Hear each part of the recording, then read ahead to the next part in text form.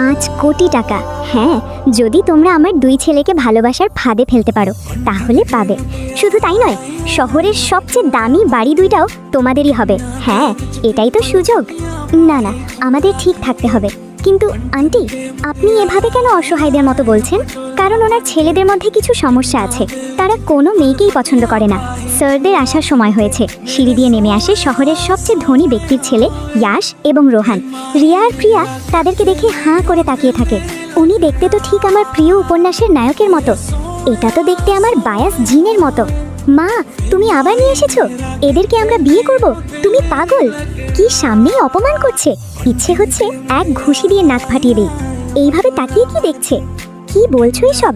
ভালো করে দেখো, আমি নিজে পছন্দ করে নিয়ে এসেছি। আন্টি, মনে হচ্ছে এখান থেকে চলে যাওয়াই ভালো হবে।